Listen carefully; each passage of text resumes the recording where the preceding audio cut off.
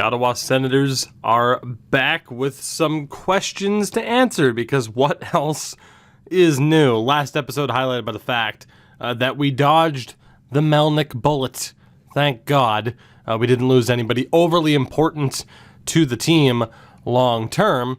But as it stands, we're not quite where we want to be. Currently sitting in a playoff spot, but 11 points back. Granted, we have a game at hand, but 11 points back on the Tampa Bay Lightning. So we look ahead to what this episode's going to be. And obviously certain decisions have to be made. This top line isn't quite where we want it to be, mainly because Matthew Tkachuk simply isn't scoring. Now, somebody mentioned, he's with Shane Pinto, who's taking all the shots.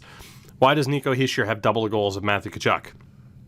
72 shots there for Nico Tkachuk at this point with 59. I would argue... I don't know. You'd think Tkachuk, in theory, would get more of an opportunity. But as a power forward, if he's going to be outshot by a sniper and a playmaker, then is there ever really an answer for Tkachuk? I mean, you look at Brady on the flip side, 77 shots, and he's playing with Taylor frickin' Hall. Granted, there isn't as good of a center. And Xavier Bourgault, whatever it is. I'm just going to go with Bourgault. You know who I'm talking about at the very least. He's been fine. I don't know necessarily. I mean, really, he's been fine. The question right now is, what the hell do we do with Matthew Tkachuk? Obviously, Sergei Kahesnikov needs to be sent down. He's not ready. The others on the second line, or on the third line, are fine. Pilar on the fourth line, I'm a little bit disappointed in, which raises the question of, do we just trade him while his value is at a decent level? And then defensively, what happens with Thomas Chabot, who just hasn't been where we need him to be? And I don't know the answer to that, if I'm being honest. So first and foremost, Kahesnikov. We know we're going to send him down. Alex Ovechkin is going to slot into the lineup for him. That is the easiest decision that we can possibly make. Now, the question of whether or not Ovi gets a higher line, I don't know. I mean, he probably deserves it. But it's interesting then, because you talk about it, sniper playmaker. I mean, the power forward on the line's Brady. I guess in a way it makes sense to have Ovi fill in for Matthew Tkachuk and have Ovi just be a sniper because we still maintain a +3. There's no need exactly for a power forward. See, this is where it's tough. Again, with Bourgault, 23 points in 33 games is pretty damn good for a second liner. I'll be honest, he's on a pretty good pace, especially for someone his age and with his lack of experience. We might be demoting Matthew Tkachuk here. I think we are. Let's get Ovi in on this line. And we'll see how that goes. I'm going to swap the sides he and Pinto happen to be on. Ovi's a perfect fit for the top line, which is hilarious. And Matthew Tkachuk ends up in a situation where we're not going to have great chemistry with him, but it's at this stage. You have 21 points and you're a -5. I'm going to give him another month or so, and if he can't get it together, there's a good chance he gets moved in a deal that could involve getting back Thomas Chabot's replacements. I mean, hell, you could talk about moving him right now. And then on that fourth line, I mean, Pilar, 8 points. Like I said, he's just under the production that I want him to be at, which Batherson's already there. So you could talk about Pilar potentially being the guy that gets moved, and Rensfeld may have already lost his spot due to injury. He might be immediately swapped out the second he returns from injury. At the very least, though, Kahesnikov will be swapped. We are going to call up Evgeny Malkin, and we're going to see what Gino can do. Obviously, he had, 23 points, 23 goals, 23 assists when we looked. He'll slot in for Pilar, and there's a really good chance that, out of nowhere, we've seen the end of Richard Pilar on this team. I don't necessarily want to get rid of him, but it could happen. Tyler Johnson listed as a two-way.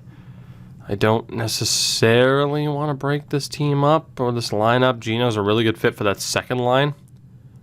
Bourgault's not too bad for the third line. Hall has to be on the second line. Interesting. Because Naslund nor Stepan deserve to get sent down. So in theory, we would be talking about Tkachuk, Malkin, Hall. This as our third line, and then Batherson, Johnson, Tkachuk, which is a ridiculous line, quite frankly. But it really kind of shows that Matthew Tkachuk might be on the way out. I think we might run this for a month, and we'll see what happens. This is it for Thomas Chabot. He needs to turn it around. And the only reason I'm saying that is because if we decide that we are done with Matthew Tkachuk, then as mentioned, we are going to see, him included in the Chabot trade is what I'm looking at here. And then forward-wise, just to make sure that we have everybody in here that needs to be in, Kahesnikov will step in down in the AHL, and hopefully he does well from there. So some pretty different changes here. We're going to see how the next few weeks for this team happen to go, and we'll take it from there in February. Now, we don't have a back-to-back for a while, so we're going to presume here. I know we lost the last game. We'll just sim 2 games at a time, as Drake Batherson is out for the rest of the regular season. So Richard Pilar will be back in. That is a huge loss, though, on the fourth line. Drake has been the perfect, as Alnefelt did get hurt again, too, son of a bitch.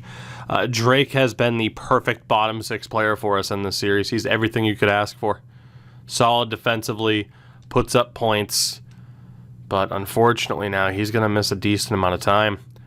And right now, though, fortunately for us, we continue to win games with Kemper at the helm. Kemper will get basically up to that game against Minnesota here.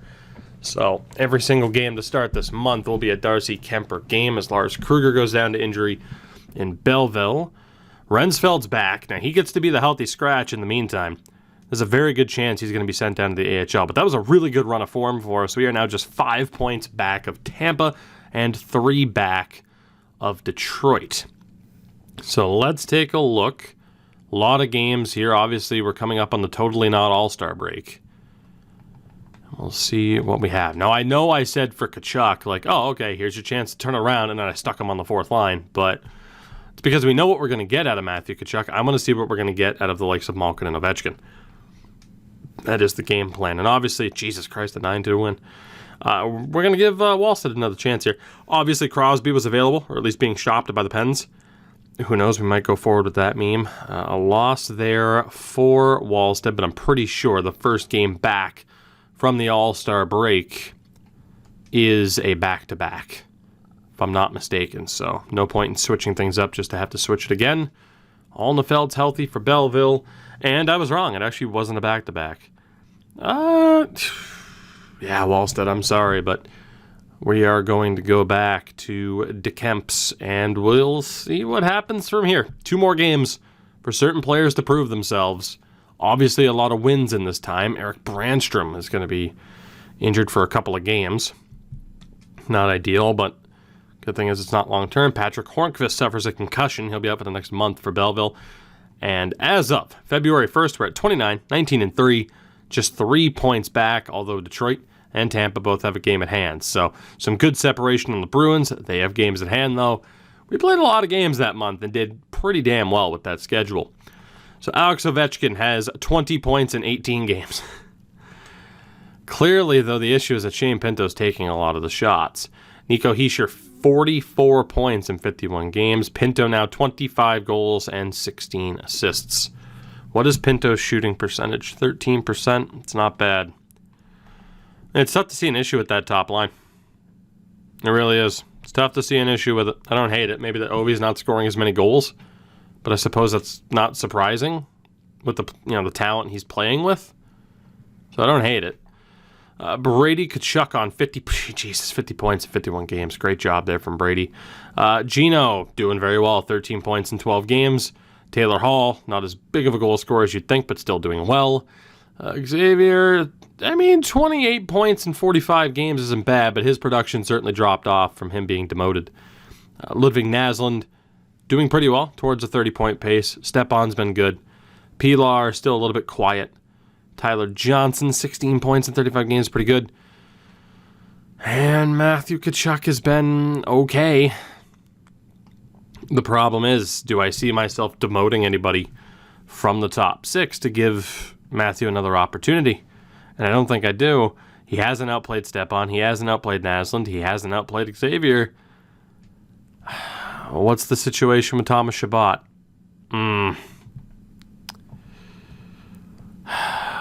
Okay. All right. We clearly have to make a decision here. We clearly do. Let's see who's out there on the open market. In terms of defensemen, we could end up making a decision here that I never thought would actually happen, but, you know, we may have come to this crossroads here. Who is available in terms of solid defensemen? I highly doubt there's actually anybody available because obviously premium defensemen come at a premium. But we'll still take a look. Arizona had a couple of interesting players there with like Gusev, Dvorak, Mikheyev, but obviously we're not looking at any of them. It's promising though. Slavin, almost $6 million for the next 5 years after this. He's 30 years old. Fits on that third pairing, but obviously long term we wouldn't play him as one of our third pairing guys. I mean, granted, we're playing Jeremy Poirier, who was supposed to be third pairing on the first pair, but in theory, he's a third pairing guy. I mean, Slavin's not bad. I'd want a top prospect back, and they don't really have a top prospect that fits the bill for what I'm looking for. Is there anybody else here where we can really maximize a return in a potential Thomas Chabot trade? And it's not really looking like it. Jason Zucker, not what we have in mind. You got Davies and Roman Josi. But Davies is making $6 million for the next 3 years. Josi's still getting paid $9 million for the next 4. Yikes. And he's regressing now at 34 years old. Even on half salary, I wouldn't really want Roman Josi in this situation. Ryan Pulock's available. 5.8 for 3 years. I don't know about that one. Let's see. Does Pittsburgh still have Crosby up? They do. Do the Penguins have an interesting defenseman? Will Butcher isn't quite who I had in mind as an interesting defenseman. My God, his value is through the roof. Doesn't necessarily fit the team. John Marino is an interesting one. P.O. Joseph, not so much. Huh. I wouldn't mind getting Crosby as a depth option. But they don't really have the defenseman that I necessarily want. I don't know if anybody does, though. Kyrou and Perunovic. Jesus. St. Louis is fire selling some of their top talent. I mean, man, the offensive capabilities of Jordan Kyrou. I don't even know if we'd keep him long term. We don't even necessarily need him. Like I said, I'm looking at moving Chabot and probably Matthew Tkachuk. And it's tough to say Jordan Kyrou wouldn't be a hell of a replacement for Matthew Tkachuk. St. Louis right now is the most interesting team. You know, you could say we're bringing in talent just for the sake of bringing in talent, but when you have a chance to do a move like that... Oh, Mark Stone, huh? $9.2 million. Doesn't fit on any of our lines. Washington with Verona still making the sun and the moon. So, St. Louis with Kyrou and Perunovic. Interesting. This move, let's just say, like the value that we could bring home here would be absolutely insane.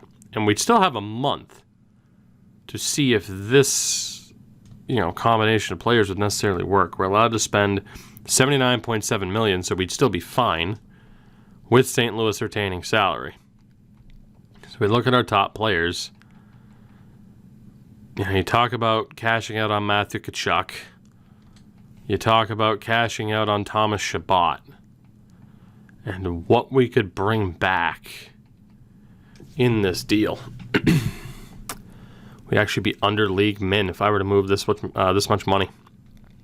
So Thomas Chabot, only 13 points, a minus player, not by much. But you look at what he was capable of last year compared to this year. It's pretty good in the playoffs, not amazing. Excuse me.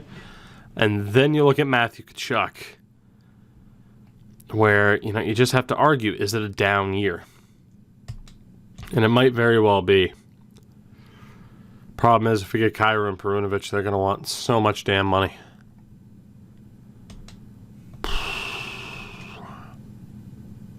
I'm going to give it a little bit more time. I'm going to give it a little bit more time.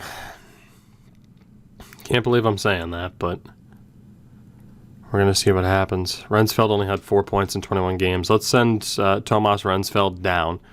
I still don't hate the idea of bringing in Sidney Crosby right now. But at the very least, Rensfeld down to the minors. Because we could move Pilar for Crosby. Because we're just not getting the most out of Richard Pilar here. The problem is I look at that shooting category and I'm like, man, you put him on a higher line, what are you going to get out of him?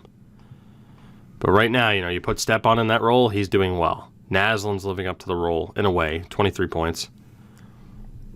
It's not too bad, he should hit 30. Xavier, of course, has been strong. It's tough to say that anybody should necessarily get bounced out of there.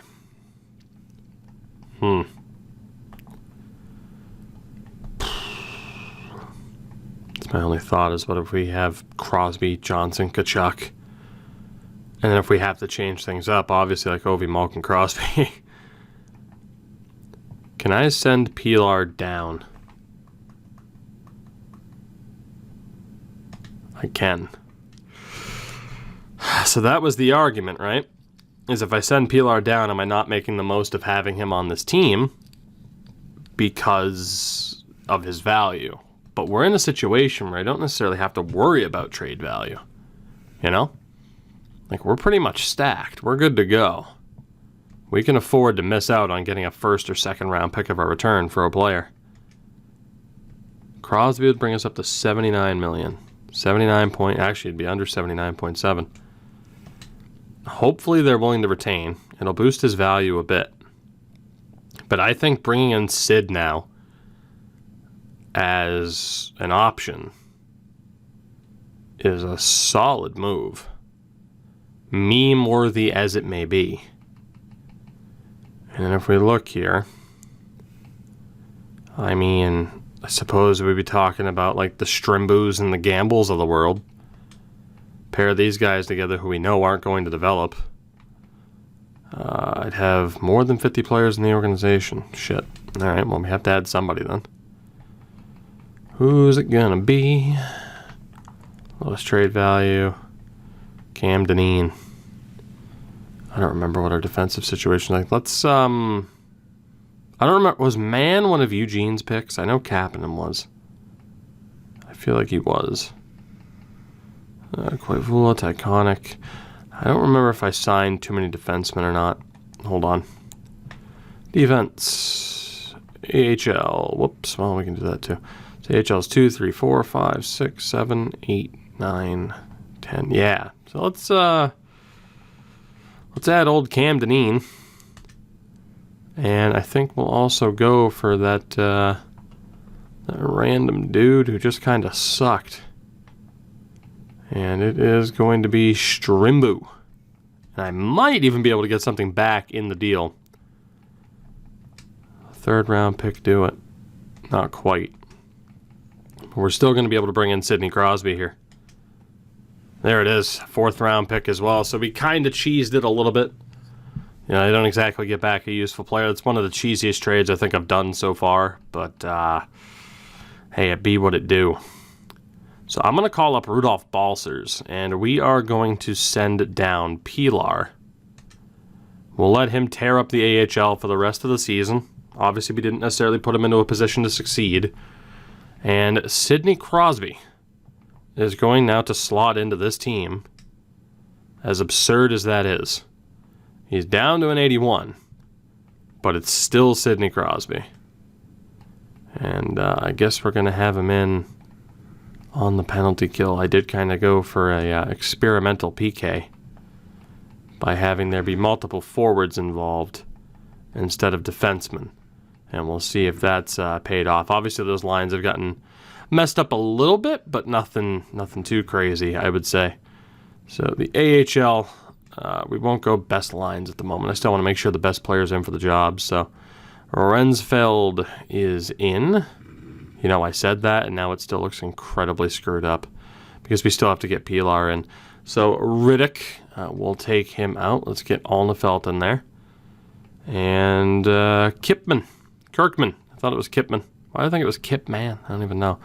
And that means we'll get Pilar onto the team. There'll be enough injuries that it's going to, just be a disaster anyway. Oh, God, and then we move the defenseman. Get Johansson in there. Good. Thank you, video game. Then we go back over here, and we'll leave that as it is. One more chance. Guess it was Golyayev or whatever. Golyayev, whatever. And Chabot. Thomas, you have one more shot, one more opportunity. Mom's spaghetti. To prove that I shouldn't get rid of you. Now, right now, we're showing up as being over the cap. I think it's only because of the healthy scratches, though. So I am going to ignore that. I feel like, especially when we traded for Crosby, the numbers said they were fine. So maybe that was factoring him as being in the AHL. But as far as I'm concerned, I followed the rules there. We'll see what happens. There's Melchar and Jacobs for Boris Kachuk and Ryan Strome. We'll see what happens over this next month as Justin Braun sprains his ankle. Not great when we already had an injury there. We'll go ahead and sim this as well because we have back-to-backs. As Eric Brandstrom's back just in time. Bremberg is back in Belleville. Nothing too crazy. A couple of pity points there consecutively, but again, nothing too crazy. So Wallstead will get the next few games. And defensively, that's perfect. Brandstrom slots are right back in. Came back from injury at the perfect time. So Columbus absolutely sucks. We beat them 6-2. And another chance here for Wallstead as we are still fighting our way towards the top of the division. We really got to win this here to keep pace with Tampa. As Philip Hronek was traded. The good thing is, though, I think the defenseman that we're looking at potentially acquiring, it's going to be someone of extremely high value anyway because no one's really looking to shop the defenseman I'm looking for outside of Scott Perunovich. Which, I don't know if I'm entirely sold. As we get pooped on 7-0. I'm not even necessarily going to blame the goalie in that one, mainly because there's another back-to-back coming up.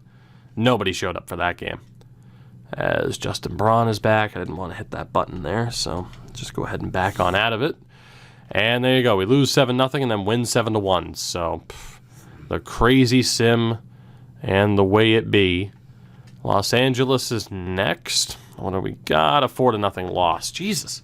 This team has been so stupidly inconsistent as of the last, 5 minutes here. And it was Kemper between the pipes, too. So Wallstead only has a 900 save percentage. So we need some good performances here out of who was supposed to be the future in goal. He loses in a shootout, but he gets us a point. Dzingel and Grundstrom are basically swapped. A third-round pick's nothing to scoff at, I guess. Edmonton. It's a good win there. Arizona and Minnesota coming up here. We lose there to the Coyotes. Minnesota is next. Kubalik for TVR in a second. Jesus Christ. Minnesota. Good run, but a horrible team.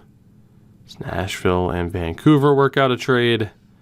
Anze Kopitar and Drew Doughty have been traded to Detroit. Imagine that cap hit. Good God. And Mikko Avico goes down to injury in Belleville.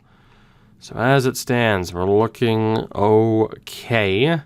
Currently in a playoff spot over in the West. Jets, Avalanche, Red Stars. Speaking of Dallas, damn. Taking game one. You remember what I said. If you didn't watch that Dallas video, check it out. But you remember what I said in that video about people needing to step up, right?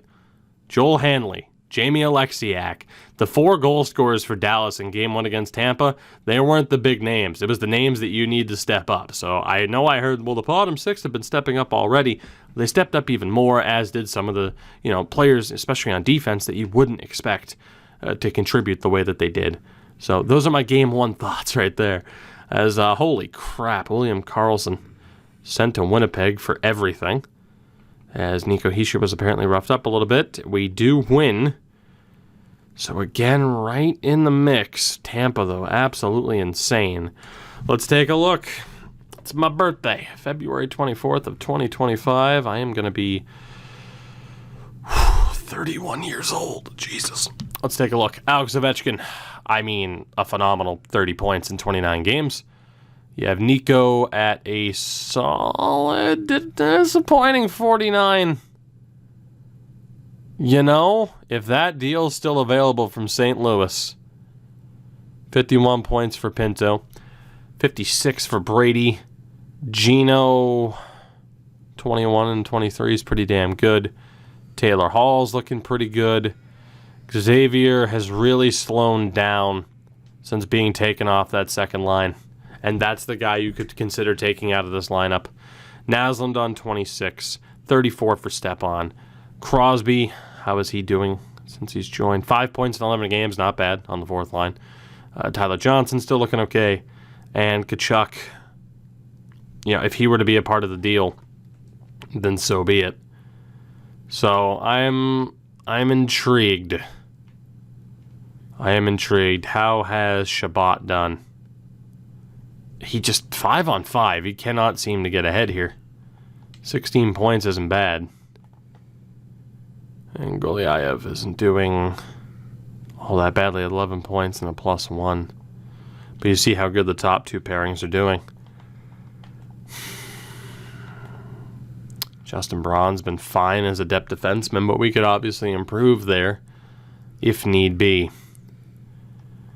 St. Louis. Let's talk. I'm not necessarily convinced about trading Matthew Tkachuk. For a second, I thought Winnipeg was looking to trade Laine. St. Louis still appears to have a ton of players. Yeah, Kyrou and Perunovic are still there.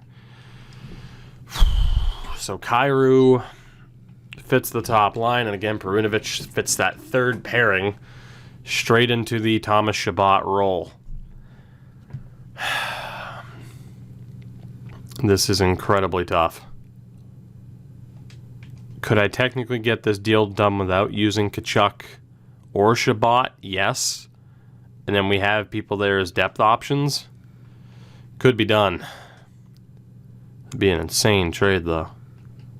And it would certainly be Sloan or Flaherty would have to be used, and that's not going to happen. Matthew Tkachuk. Now, I know I can't expect drastic numbers. He is on 36 points in 62 games. I feel like he's gotten better since being demoted. I think it might just, need to be finding the right combination of players. Draft pick-wise, we don't have much to give up. And then goalie-wise, how has Riddick done in the AHL? Not great. Alnefeld's been fine. The thought is, what if we gave up Wallstead? But he had a 9.22 last year. I think just for a lot of guys, it's been a down year. It's just, do we trust? And I think we could. But without giving up Matthew Tkachuk and Thomas Chabot, we wouldn't get Kyrou and Perunovic. We're sticking with what we have. We're sticking with what we have. There's legitimate reason to change it. And you know what? If I'm wrong here and this team fails me, then yeah, Matthew Tkachuk is gone. Thomas Chabot's gone. And we see what happens with this team in the offseason. Like I said, I think there are certain moves I can make already. If it was up to me, Xavier would probably be the one out of the lineup once Drake Batherson is back, so we'll allow him to play for now. But without him kind of being carried by that second line, he really has slowed down quite a bit. And unfortunately, swapping him with Tkachuk doesn't do too much for us here. Ovi's still looking pretty good. Again, I don't think Nico is the second line center that we necessarily need. Pinto can play center. I just wonder, because Malkin on that second line is working. So just in theory, I'm not saying this is what we're going to do, but in theory, how does that look? They'd be a -2 because Bourgault, Crosby, none of them are really a good fit for that fourth line. And it's not that Nico deserves to be sent down that far. It's kind of a tough call. See, I think we're going to leave the team the same. But then the argument really is, what are the right line combinations? This combination of lines will be good enough to get us into the playoffs. No doubt about that. But it's beyond that. Who deserves those top spots? What are the right spots to put these players in to try and maximize it? I'm going to trust this team. Sidney Crosby is our big addition. We dropped down some dudes who clearly weren't cutting it at the NHL level down to the AHL. At least they weren't cutting it in their current spots. Drop them down to the AHL. And this is it. This is make or break. As Wallstead suffers a concussion, he'll only be out for a couple of days. But this is the time. This is make or break for this team right now. It's prove, if you're a member of this core, that you should be a member of this core, or get out. And again, I know you have Matthew Tkachuk on the fourth line. Obviously there's going to be diminishing returns. Obviously the flip side to that is, what about Drake Batherson? Drake Batherson can still be a useful player, so someone like Matthew Tkachuk doesn't exactly have much wiggle room to be look at the spot he was in. There have been players throughout this run that have performed pretty well in those lower spots. So it can happen. And that's what we need to happen. All things considered. And again, like I said, we've seen Chabot perform before in the playoffs. We've seen strong performances from a lot of different players, which is why I just couldn't bear the thought of getting rid of him right now. Even though there were good options out there, it just didn't seem like the right place and time for me. And thus we stay. And right now, Goliev goes down to injury. Justin Braun will step in. He's been pretty good this season, though. So we did end up losing to Detroit, which sucks. They essentially get the double point grab there, stopping us from catching up to them. Darcy Kemper on a great run. His save percentage, though, has dropped to a .919, which is still pretty damn good, but human, as Alex Ovechkin suffers a sprained ankle. We're picking up injuries at the worst time. It was a 5-1 win, though. Pittsburgh is next. Beat a good team there. Nashville, decent team. Another tough game for us. We win that one as well. 9 wins in our last 10, but man, trying to catch up with Detroit and Tampa, easier said than done. Another win there. Detroit clinches a playoff spot on the same day as Ovi is back. How did Rudy Balcers do? 2 points in 3 games, but it was a -3, 5-on-5. He absolutely sucked. Ovi with the 34 points in 36 games. Carolina's next. And yeah, we're 5 points behind Tampa.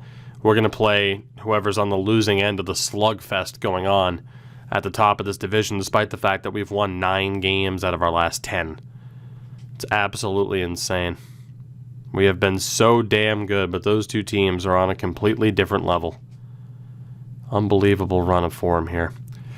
Another loss, this one to Boston in regulation. We are going back to the playoffs. Ludwig Naslund suffers a concussion. He'll be out for a good amount of time. We do have a back-to-back coming up, so I'm going to stick with the goaltending despite us losing 2 in a row. We avoid 3 in a row at least. So Naslund's back in the lineup, so apparently we're full on injuries. Big save, Dave. Go ahead and send him down. And we'll just back out from there, and again, we have this back-to-back here. I guess just edit lines manually. It didn't say anything about having to send anybody down, so who cares? It's Boston. What do we got? 5-4 overtime win. We're 4 points back. I just don't think it's ground we're going to be able to make up. So a good run by Wallstead there to up the save percentage. Let's get Naslund back in there. Batherson was also good to go. Tough to say that Bourgault doesn't deserve a spot. He definitely does. See, this is what I'm talking about. We're going to have to look at this team and say, okay, who deserves it? Not even necessarily what the chemistry is. Who deserves to play in the postseason? Unfortunately, even if I try that, it's not quite going to work. But we could get Crosby onto a higher line. How has Sid done since he's been here? 12 points in 27 games. It's not too bad. Matthew Tkachuk's definitely having a bit of a morale problem, which isn't surprising. We're playing him on the 4th damn line. We'll see. I mean, just because Matthew Tkachuk's been playing on the 4th line, that doesn't necessarily mean that he's going to be on the 4th line come playoff time.